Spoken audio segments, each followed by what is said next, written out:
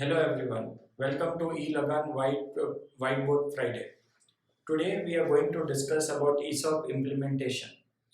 So what exactly does ESOP mean? ESOP basically stands for Employee Stock Option Plan. So what exactly is this? So let's say as a startup, you are not always you do not have the funds at your disposal at the very initial stages, but at the same time you have challenges of having very talented employees to get that kind of growth which you have envisaged. So ESOP comes in a play where basically where you cannot compensate your employee immediately in money's worth. You give them the shares of the company and ask them to bet for the future of the company. This is a win-win situation for both of them, for the employee and the company as well. In a way that employee stays committed to company's growth because his benefit is linked with the growth of the company. Second, for the employer, for the startup companies, it saves them from the immediate cost of money that would otherwise would have to be paid to him. So it's a win-win situation for both of them. And ESOP is most commonly used to retain a good talent across the startup industries. So let us now understand what are the steps involved in executing this ESOP plan. So the first and foremost thing is drafting a policy. So now you have to give ESOPs to your employees. There is one way of dealing with it. If is just simply saying orally, okay, I'm promising you 10% of the company, 5% of the company.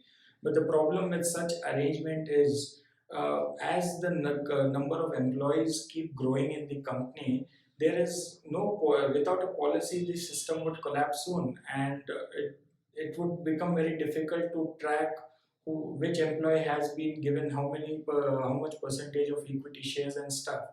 So drafting a policy is of utmost important. So in the ESOP plan, there are certain mandatory regulatory requirements that an ESOP policy should have. Like it should have the which class of employees such policy will apply, at what exercise price will the employees be given the stock, and what is the maximum time within which the employee can exercise his rights, and then within what time frame can in within like how many years of vesting can there be, and so on. What would be the valuation of the company?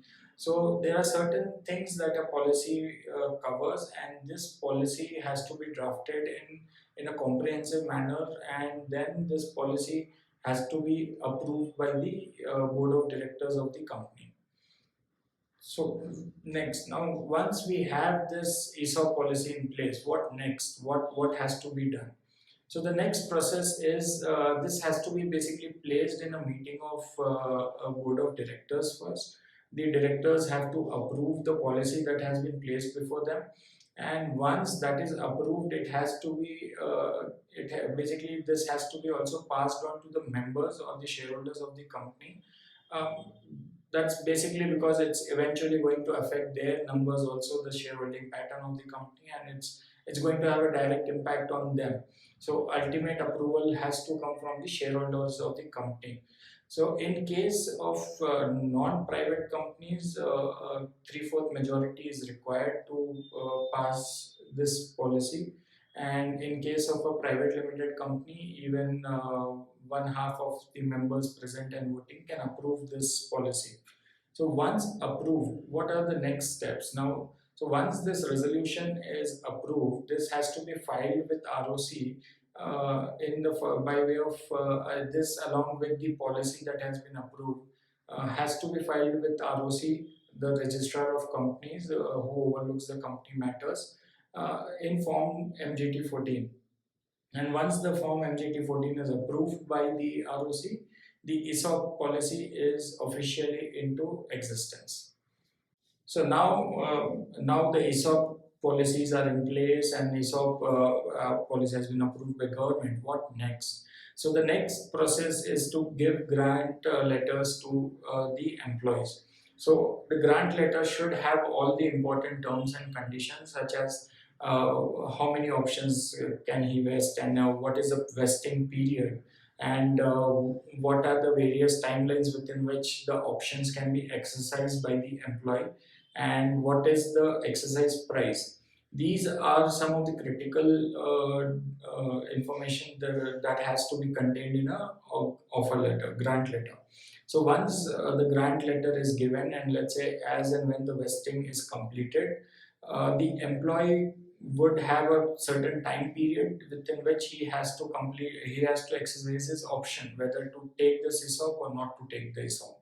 So if the employee decides to take ESOP, then there are a few other regulatory filings, such as again meeting of directors and a meeting of shareholders has to be called, and an approval has to be given for allotment of shares to the employee, and then such filings will have to be done with government informing that so and so allotment has been done and under so and so approved policy.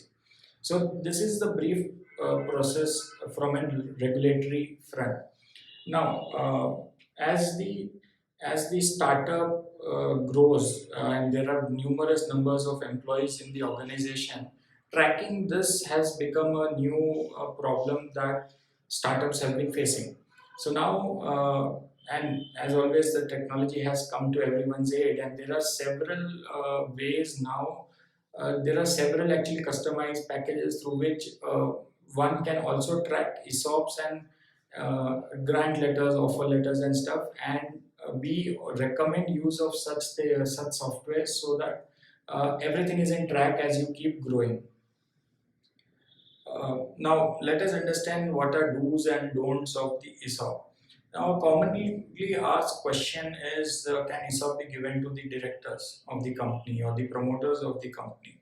So, well, a straightforward answer is no. But again, government has recognized this pain point and given one exemption to the recognized startup, that directors can be holding, directors or promoters holding more than 10% of the company may be given ESOPs for up to a period of 5 years. So this is a small change from otherwise a regular no answer for issuing ESOPs to directors and promoters. The second important thing to know while issuing ESOP is these cannot be given to advisors, consultants, freelancers, anyone with whom you wish to have a dealing in terms of equity rather than the fees. So ESOP policies do not cover them. Now, what are do's? What are recommended ESOP standards? So one is ESOP policy. While drafting ESOP policy, you will have to have a clear vision as to which class of employees you want to cover.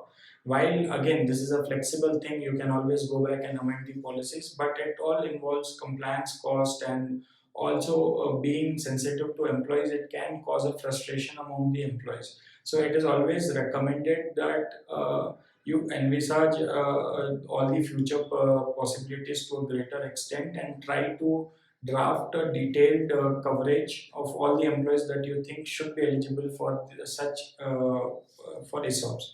The second recommendation is always pre-decide your vesting periods for of different employees, like how do you want to benefit them, what are the vesting periods, and how would it vary from a designation to designation. And so as we always recommend having a standard vesting period for a particular designation, because this also helps in so basically there's no comparison between employee to employee in terms of the vesting period differences and stuff. So that's another recommendation. And yeah, so that is all, and yeah, that is all. Thank you. If you have any questions, drop us your queries on hello@elagan.com, and do check our website for open source documents. Thank you.